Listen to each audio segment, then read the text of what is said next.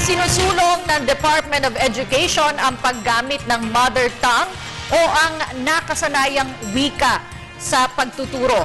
Sa pamamagitan umano nito ay mabilis na matututunan ng mga bata ang kanilang mga aralin. Si Dina Pagibitan para sa detalye.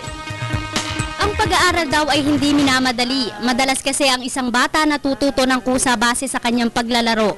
Isang mahalagang aspeto din dito ang paggamit ng nakasanayang wika.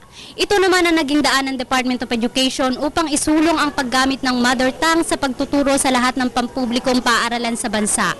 Kung ang nakasanayang lengguwahe o wika kasi ng isang bata ang gagamitin niya sa pag-aaral, mas mabilis at madali siyang matututo sa aralin. Kaugnay nito, noong nakaraang taon ng implementasyon ng K-12 program, inimplementa ng DepEd ang paggamit ng mother tongue sa pagtuturo sa ilalim ng DepEd Order No. 16 Series of 2012. Kabilang dito ang Tagalog, Kapampangan, Pangasinense, Iloco, Bicol, Cebuano, Hiligaynon, Waray, Tausug, Maguindanao, Maranao at Chabacano. Sa taong ito, idinagdag na rin ang Ibanag, Ivatan, Sambal, Aquianon, Kinaraya, Yakan, Surigao-non. Paraan daw ito ng DepEd upang mapanatiling buhay ang lokal na lengguwaheng mayroon ng Pilipinas. Gayun din ang mas malalim pang pagdiskubre sa kasaysayan at kultura ng ating bansa.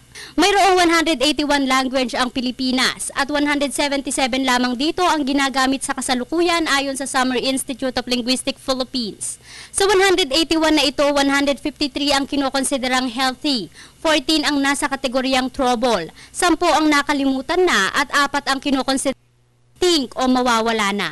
Kaya naman patuloy ang paghihikayat ng DepEd sa lahat ng mga estudyante na tumulong sa muling pagbuhay ng sariling wika natin. Para sa Telebisyon ng Bayan, ako si Dina Pagibitan.